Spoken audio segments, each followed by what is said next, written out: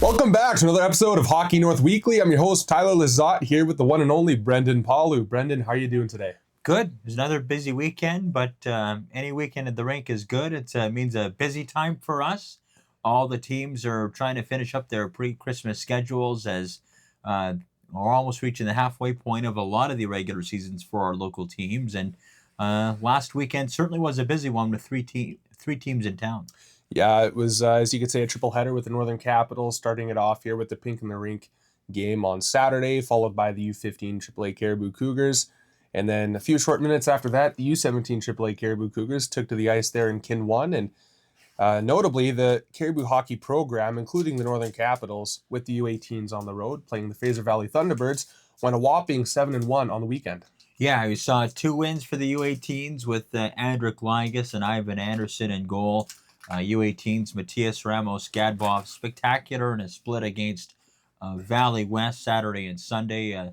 4-1 win on Saturday was unfortunately followed up by a 4-2 loss on the Sunday. U15 sweeping both ends of the doubleheader against Valley West as well, winning 8-1 on Saturday, followed by a 4-3 overtime decision on the Sunday. Morgan Reed, the game winner on the Sunday in dramatic fashion, going end-to-end on the 3-on-3.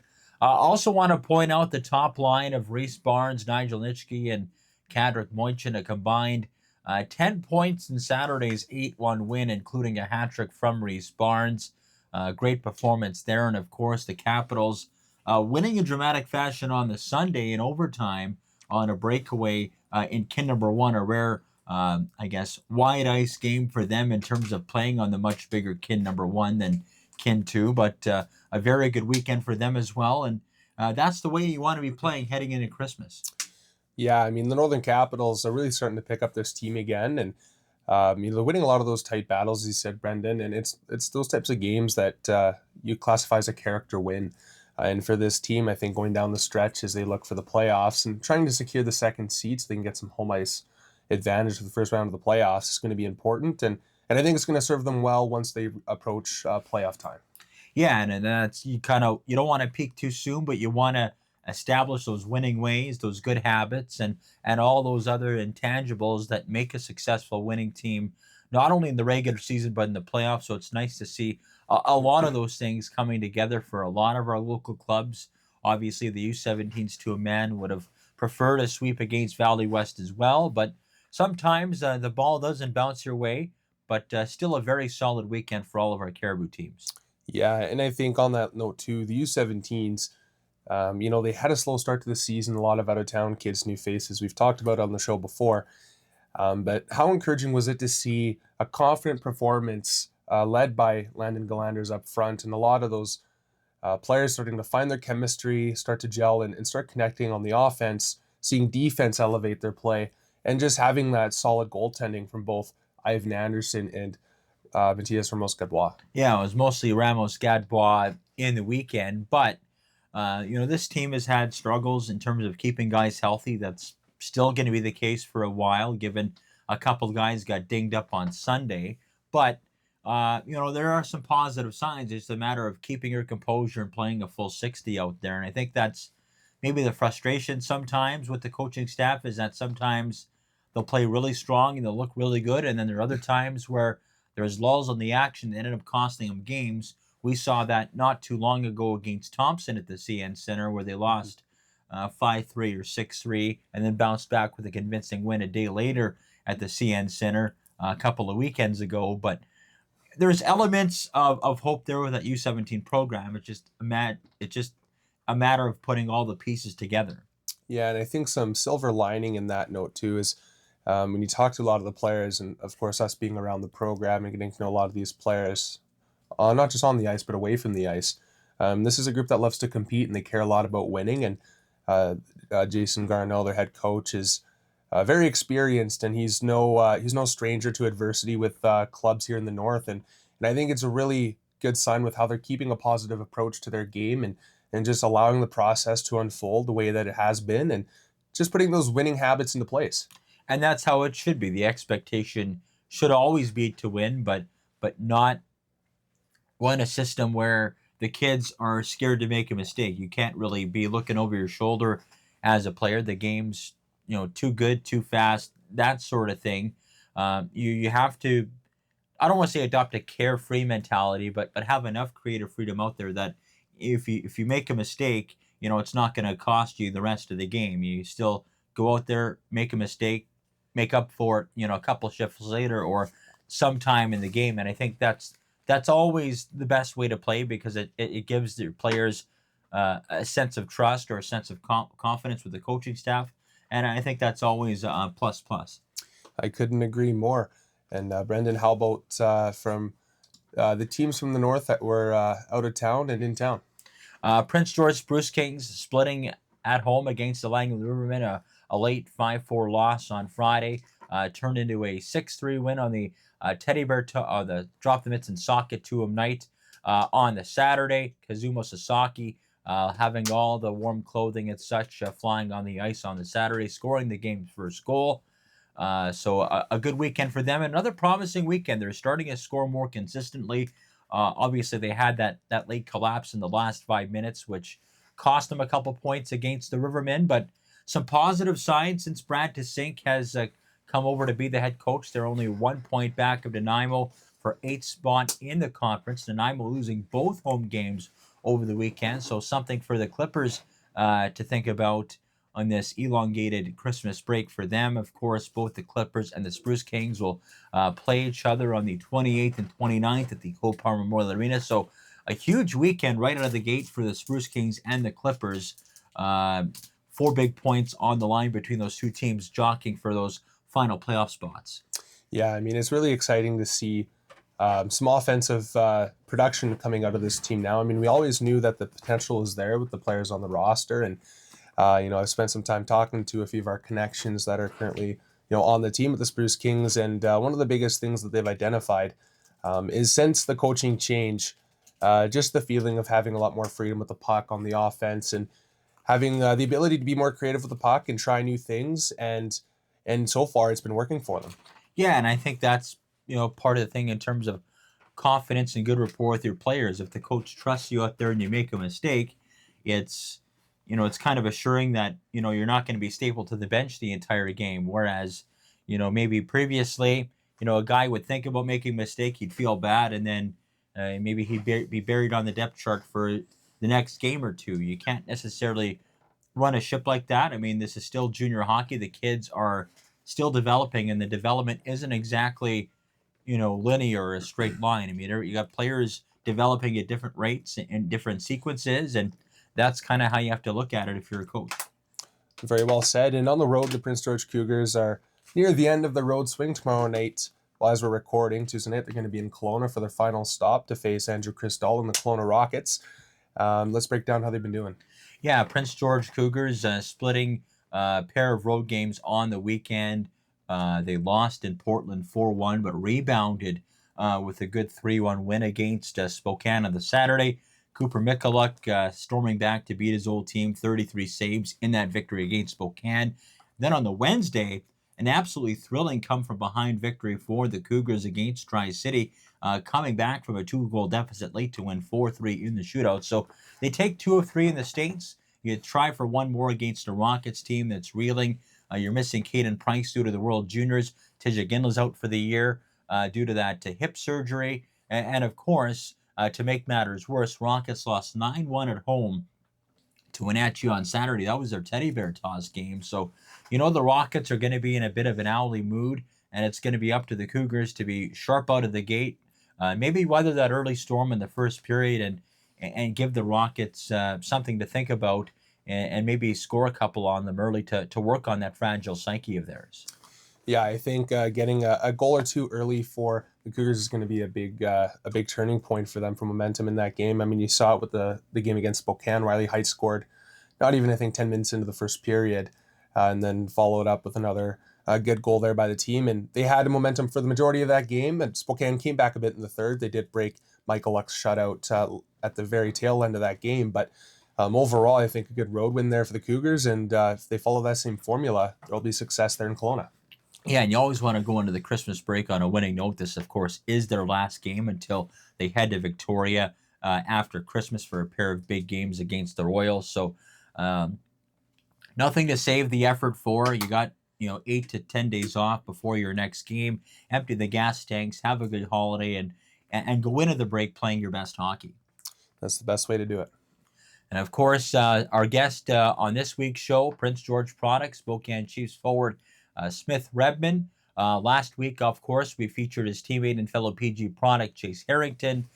Smyth Rebman will be this week's guest on the show. We'll get to that later, but huge news today in Prince George. I attended the city council meeting between mayor and council on Monday to talk about the conceptual plans of, I guess, a mixed-use residential/entertainment district in the city to revitalize the downtown core, which would include a brand new arena for the Prince George Spruce Kings. So there were two options on the table that were already kind of, I guess, touched up there by city staff over the past little while, followed by a more expansive, ambitious 3D version by the mayor.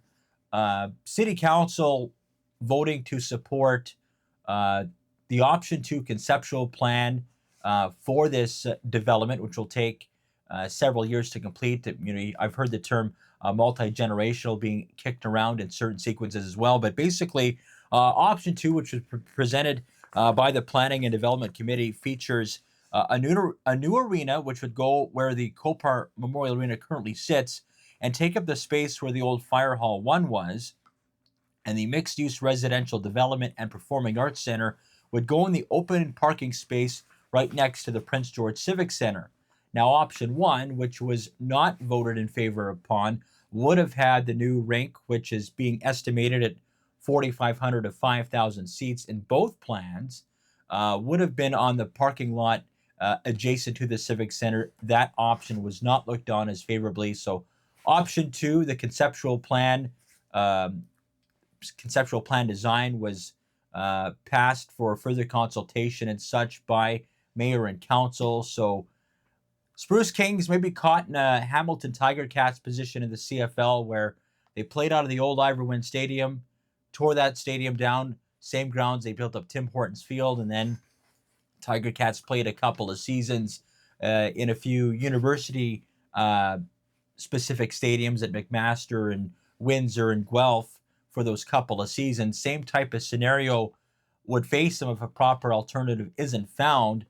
I was talking to Spruce Kings general manager Mike Haas about this. Not the most pleased in regards to that option because, A, the Spruce Kings will be without a home for a couple of seasons. Figuring out an alternative place to play will obviously be a challenge. And they previously mentioned to city administration that it puts them in a tough spot because they cannot share the CN Center due to the different advertising in the arena. So they cannot share the CN Center with the Cougars. So that is not an option. Kin 1 does not generate enough revenue for them. And the Elk Center is not an option. So it really puts the Spruce Kings in a bit of a bind if this option ultimately goes forward in the months and years ahead. I heard the word referendum come up in regards to the potential of a brand new arena, and it may come down to the residents in regards to voting yay or nay on this project. So still lots of hurdles to clear, but initially conceptual plan design number 2, which sees a new Copar Memorial Arena placed on the existing site of where the current PG Coliseum is. That's the one that got carried by mayor and council tonight. So lots to talk about with that, and some mixed feelings, obviously, from Mike Haas. But what do you think of that? I mean, from the perspective of the Spruce Kings, it's a very tough situation to be in. I mean, it's an organization that relies heavily on having the stability of their arena. Being community owned as well, it's limited in funds to be able to, afford some other alternatives potentially and other costs related to such. So, something to keep in mind for the public if it does go to a referendum to see, if you want your Spruce Kings to stick around, it might be worth investing in an option that allows them to maintain residency in the Copar while a new facility is being built.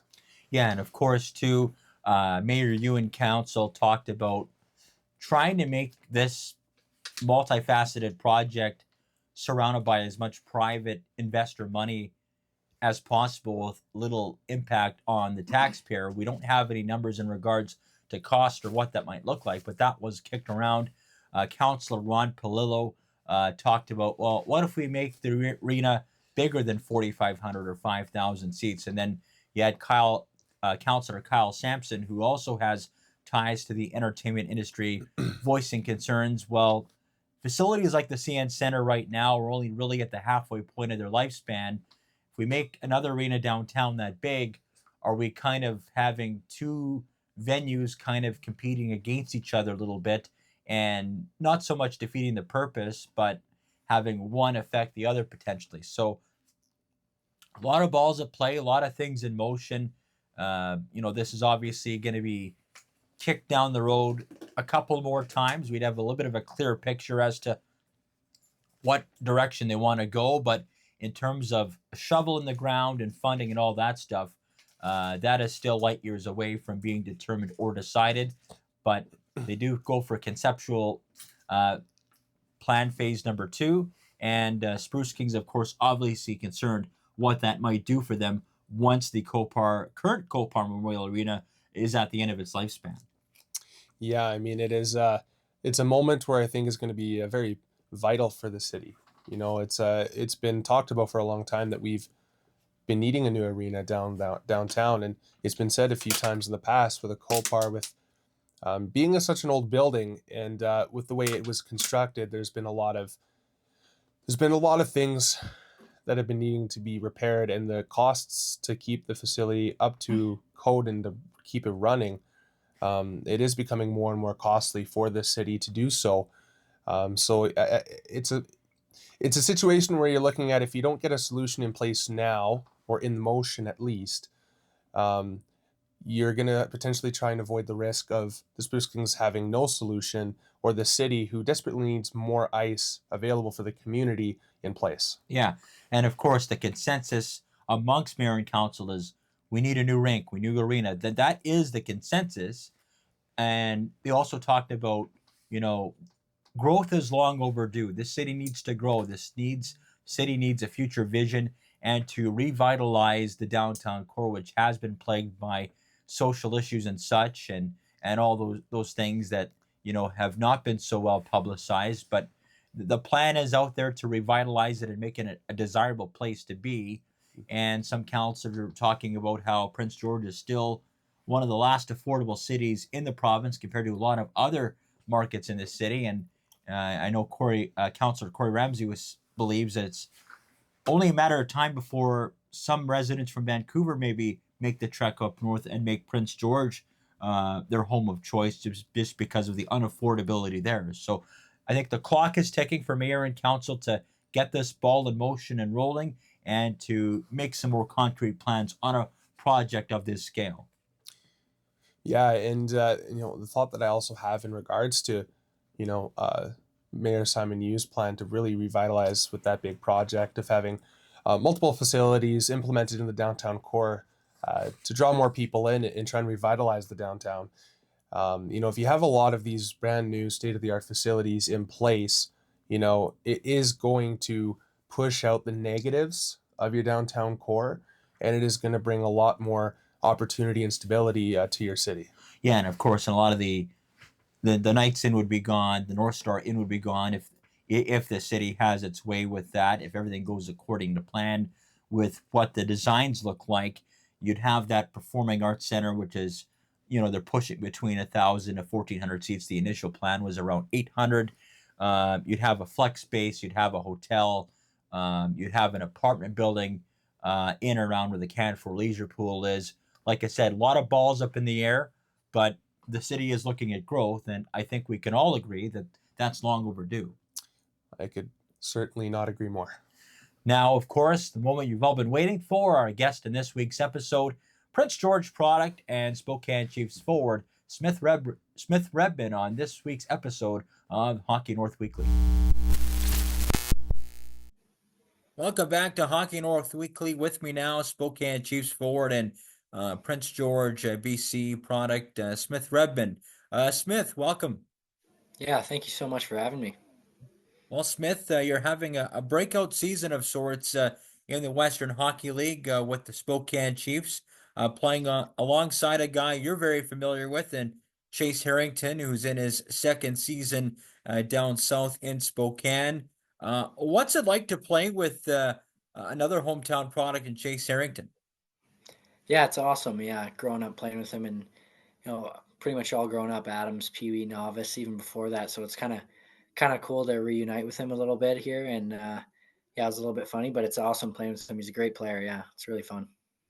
Now, it's your third team in the Western Hockey League and almost as many seasons, although you're having the best success here with the Chiefs playing on a team that has double-digit players with 10 points or more in terms of scoring. You're one of those players, of course, Berkeley Catton leading the way in terms of the offensive structure there in the Spokane Chiefs. Guess first and foremost, how did you first find out about the trade to Spokane, and what were your initial thoughts when you knew you'd been traded? Yeah, I just found out going to the rink one day in Edmonton. They called me in and told me that I was going to Spokane, and I had to leave that day too. So kind of it's pretty quick turnaround. A little surprised at first, a little shocked, but excited to get things going in Spokane and kind of get a bit of a fresh start there. And yeah, it's been going well so far. I love it in Spokane. The crowds are great. Our rink's nice. Like it's been really good. What's been the biggest difference for you in terms of your offensive production and maybe even your confidence? Your third year in the league, you started out as a fresh-faced 16-year-old on a win now team in Saskatoon that made it to the conference finals. You experienced a good run there, even though you were one of the younger guys on the team. What's been the biggest difference this season in terms of having the offensive numbers maybe catch up to the rest of your game?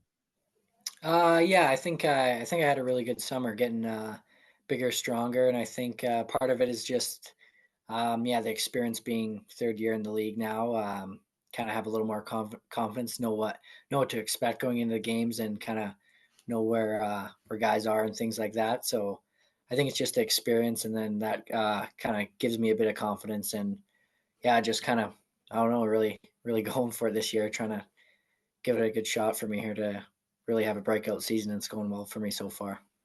Yeah, when I take a look at your numbers this year, you got 17 points in 26 games, 16 of those 23, of course, with the Chiefs, 7 goals, 9 assists, 16 points. You found a nose for the net on the power play, scoring 4 times on the man advantage there. How much are you enjoying that added responsibility from head coach Brad Lauer, getting that power play time and taking advantage of it?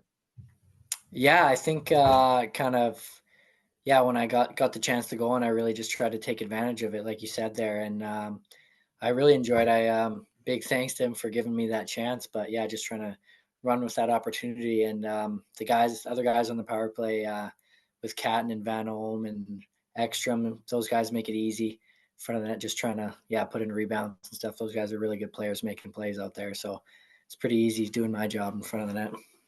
Yeah. When you got to Spokane, what's maybe the one thing that Brad wanted you to do to kind of establish yourself in a team that is highly skilled? I think one big thing is the penalty kill. I play a lot on the penalty kill too. And I think that was kind of my role coming in was penalty kill and like be a good 200-foot player, reliable in both ends. Is that's kind of something I take pride in, and that's kind of where it started. And I feel like he trusted me in that role, and that led to a little bit of opportunity with the power play and things like that. And yeah, just trying to make the most of it. Who are your line mates right now? Aremba and Ekstrom. Yeah. And how's that line going for you? It's really good, actually. Yeah, we've been playing together the last 6 or 7 games or so, and yeah, we've been found some good chemistry together. We've been really good. Yeah, we've won our last 6 in a row as a team now. But yeah, I thought, especially in those six, our line's been really good together. Yeah.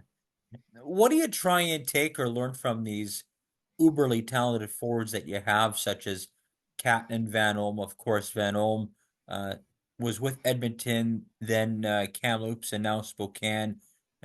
Catton's first overall prospects draft pedigree, first round pick of the Seattle Kraken. What do you try and take from those guys, and not only just in the way they play the game, but how they maybe adopt that professional mindset either during a game or at practice? Yeah, I think you can take a little bit from each of those guys. Van Olm, he's great at putting the puck in the net. So kind of yeah, you kind of watch him in practice and games, try and take little things off that. And with Berkeley, he's so good with the puck and just holding on to it and the skating ability and making plays. Sometimes you're kind of just watching awe a little bit. But yeah, I think definitely kind of after practice, even with Chase and Mathis Preston, those guys are incredibly skilled guys. So kind of just working on little things with them after practice, kind of talking it out with them on what they think, what are they seeing with little plays, and trying to pick their brain a little bit like that. I think is a really important thing to do and something I try to do. Now, it goes without saying that the U.S. division has arguably been the best division in the Western Hockey League for quite a few years, and it's Mm-hmm. shaping up to be that way again. You've got Everett at the top. You're right in the middle of it. Tri-City's very solid. Portland, even though they're having a down year by their standards, they're still above 500. Then you've got Seattle and Wenatchee that can come up and surprise you on any given night, even though they're maybe at the start of their rebuilding cycle. How much better does it make your team knowing that there's no easy spaces on the bingo card, and that if you don't bring your best effort, there's enough talent on each of those teams that can put you behind the eight ball pretty quickly? Yeah, I think it's really good having a tough division. Like you just can't take a game off. You got to be ready to go every night, and I think that just helps build consistency in your game. You're always ready to go. You're not if you get a good streak going, you're not going to lose it because you're thinking you got an easy game. You're always got to be ready to go. So I think yeah, that really helps us. And even in practice, you're not taking a practice off because you're playing whatever team on the weekend. You got to be ready to go. So I think it helps a lot. Even though we're 3.5 months away from the second season, how can experience like that, kind of grinding through, a division such as the U.S., how can that better prepare you or better season you for what you're hoping to be a deep playoff run this year? Yeah, I think it really helps because those playoff series, yeah, we went on a run a little bit my first year, and I played a few of those games, and I think in playoffs there's no game off, no matter who you're playing, even if it is a weaker team, they're giving you their A game, and any team in this league who gives you their A game, it's going to be a good game. So I think you can almost take it as like if we play 7 games in a row, it's going to be a good game every game. That's we're getting ready for playoff series every time we're playing. If we're playing that way all the time, so I think it's really helps building up to that. You mentioned Saskatoon. We talked about Edmonton a little bit. Let's wind the clock back a couple years. Let's start out with your time in Saskatoon. You broke in as a rookie in 22-23 with a really good Blades team that had Trevor Wong, Igor Sidorov, Brendan Lisowski, who's still there, Aiden de la Gorgendier was your captain, Connor Roulette, Charlie Wright. You had a young Tanner Mollendijk who was drafted in the first round after that season. It was a pretty deep group. You had goaltenders Austin Elliott and Ethan Chadwick. You had survived a 7-game series against Regina in round one, where Connor Bedard almost single-handedly won it himself. And then Yeah. you come back 3-0 against Red Deer in round two, in one of the more dramatic comebacks in playoff history. And then you run out of gas there against Winnipeg, despite giving good effort there. Just take us through how special that group was in Saskatoon, and what you took from that in your rookie year, even though you only drew into the lineup 4 times in the postseason.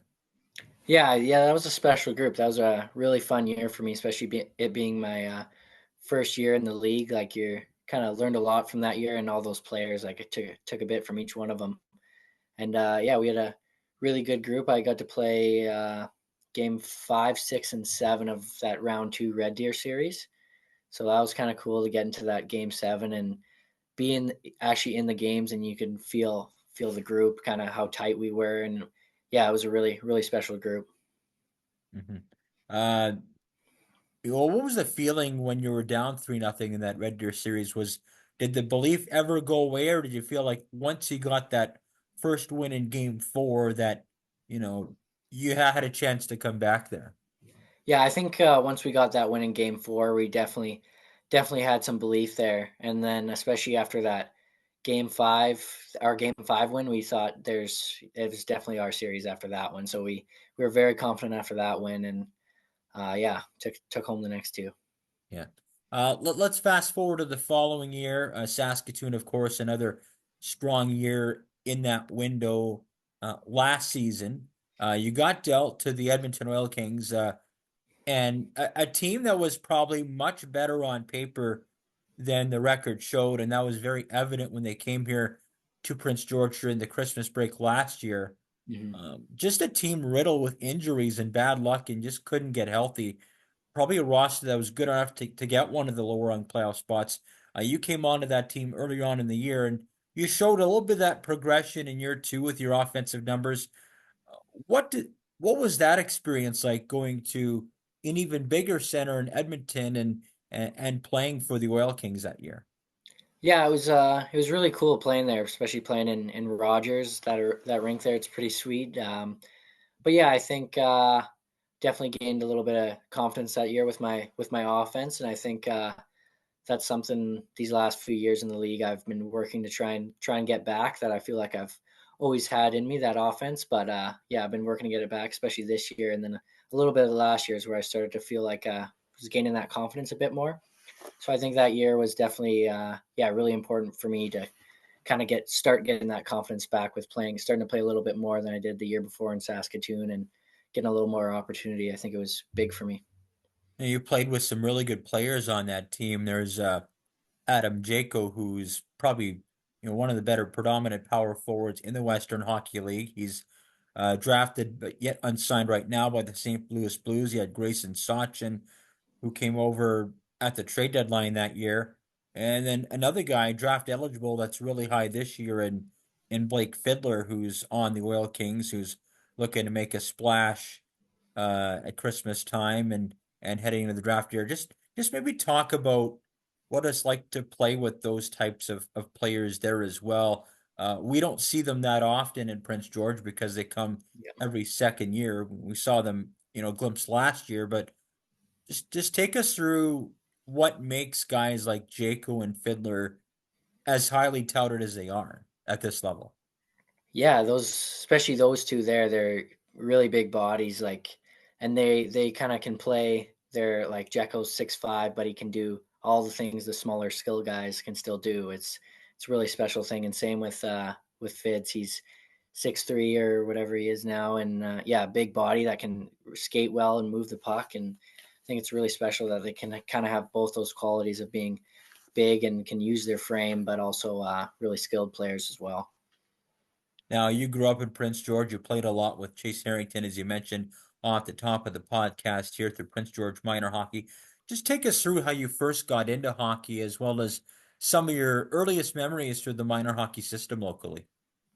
Yeah, I think I first started playing. I have an older brother who's 3 years older than me, so he was obviously playing. And then my dad would build a rink in our backyard, so I'd always be out there trying to keep up with him. And I think that's really what kind of started me out and pushed me, was always trying to keep up with my older brother and his friends playing on the outdoor rink or even at practice. I'd go out to if my dad was coaching, I'd go out with him and practice with my older brother's team. So I think that really pushed me when I was younger. And yeah, some memories I think would just be, I think we had like a really good my age, a few guys who were good my age, with Miguel Marquez playing together, Harrington, Schmidt.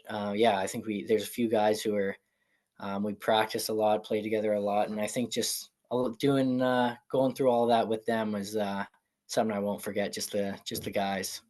Yeah. Did you go to a lot of Spruce Kings or Cougars games growing up? And if you did, if and when you did, were there any players from either team that you tried to look up to? I definitely went to more Cougars games than Spruce Kings games. Went to a few Spruce King games though too. I remember Chase Watella a lot, and then he sticks out for sure too. Because then he coached. He was coaching with my dad in the KIJHL the last few years with the Kelowna Chiefs. So kind of met him later on kind of thing, which was kind of cool after watching him when I was younger. So he sticks out for sure. Mhm. Any pro players at all, or a favorite team growing up that you idolized or watched? I was a big Washington Capitals, big Ovechkin guy growing up. Yeah, so him and the Capitals were my team for sure. Yeah. There any players that you try and model your game after? Um, I think yeah, it kind of changes definitely, but kind of I like things from different guys. I used to really like kind of Kopitar, Bergeron, those two way forwards who can be really good offensively, but also reliable defensively. Play PK, play like those big long minutes in games. And but now, yeah, I really admire Matthew Kachuk, how he's kind of getting in there in the scrums and all that. And yeah, Zach Hyman, he's really good around the net, just burying pucks. So definitely this year, trying to look at some stuff from him, and especially being in the net front on the power play, playing with guys like Berkeley, trying to look at him and figure out what he does to get available and put up numbers there. Do you just allow them to do their magic with the puck, and it's just up to you to find the soft spots on the man advantage and hope that they see you? Yeah, kind of trying to find soft spots if they're getting really pressured. Just kind of be in that open ice because then I'll have a little bit of space where I can make a play or take it to the net or whatever. But yeah, just kind of let them work a little bit and find the soft ice and help them when they need to. Now you've played junior now in both Canada and the US in the same league. How does Spokane compare to Edmonton and Saskatoon? You know, I was talking to Chase about this and talking about how the fan base there is quite knowledgeable, quite passionate about the Chiefs. I know Gonzaga is number one there in terms of the main attraction with the NCAA basketball and such. But, you know, how often do you get recognized as a player, you know, when you're out and about away from the rink, or what's the fan interaction like with with them, and does it differ in any way with the other two teams you've been with the past? Uh, yeah, I think there is a noticeable difference in being in the U.S. now versus Canada. I think our fans and crowd at the rink is like really loud, is electric. It's definitely the best I've been in and I've had. But I think you'd get recognized a little more, and more people know a little bit about you in Canada. I'd say hockey. I think hockey's just more popular overall there with things like Gonzaga basketball. It's a little more popular in the U.S. But I think yeah, the fans we do have here are super passionate. But Canada, you get I think a little more people know a little bit about you. Yeah. Is there anything you like to do away from the rink when you're not playing, just to kind of mentally refresh and reset? And do you have any sort of pregame meals or superstitions that you like to do in order to get properly psyched up for the game? Uh, Yeah, nothing really in season that I do away from the rink as far as like hobbies, but I definitely have a pretty good routine for game days and whatnot on what I do. Try and do the same thing every game.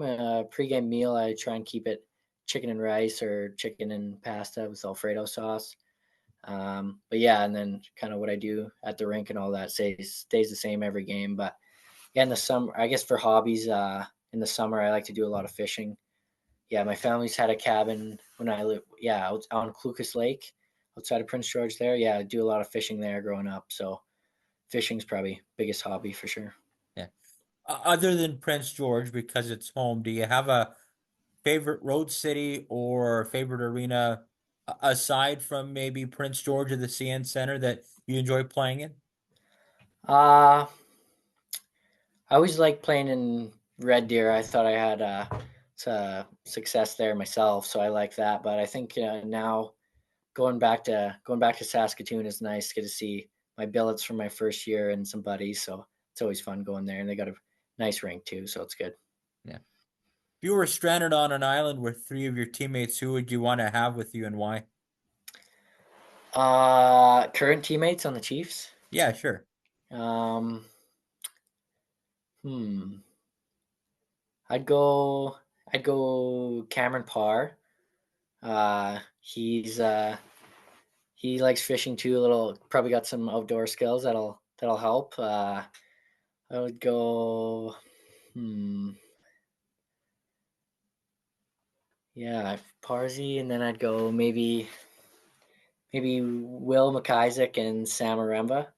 Yeah. Yeah, Will, they're fun to be around. So I think we just have a good time being on the island together. Mhm.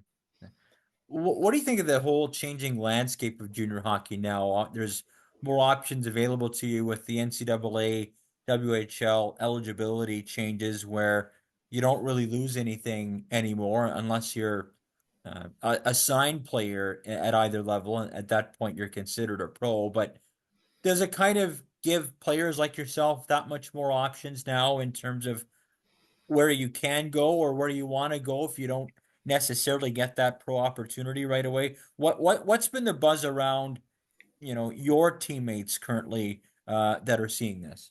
Yeah, I think just that definitely is gives you a little bit more options to go and keep playing after the Western League. If you don't get a pro deal instead of going to a Canadian university, I think everyone kind of knows the American schools and the NCAA. They still kind of get more recognition from pro teams, NHL, AHL teams. So I think going there now that we're able to is really good for those players who don't get the contracts, who maybe be a little bit of a late bloomer, can go to college for a few years and maybe get their pro opportunity after that. So I think it's really cool. But I think especially for at least myself personally, once you kind of choose the CHL route and you couldn't go NCAA, I don't really know nothing about college hockey. I think that's probably the case for a lot of guys, just because once you go CHL, it's not an option. So if you pick that, you don't really worry about the NCAA. So got to do a little research now on it if that's going to be an option for me. Yeah. If you're not able to make it to the show or ain't able to carve out a long pro career, what's the backup plan for you if hockey doesn't work out? Is there anything specifically for a career choice that strikes your fancy or that you want to do? Um, no, nothing really that I would know for sure yet. Yeah, I haven't really thought about that too much, or I've really found anything that's piqued my interest a lot along those lines. But yeah, just trying to do what I can in hockey for now, and then we'll see what happens. Yeah. Um, Answer this question for me. The Spokane Chiefs will make it out of the Western Conference this season if they do what? Um, I think we got to play the way we're playing right now. I think we have a really good group, really tight group, and when we play to our strength, I think we can beat anyone in the league.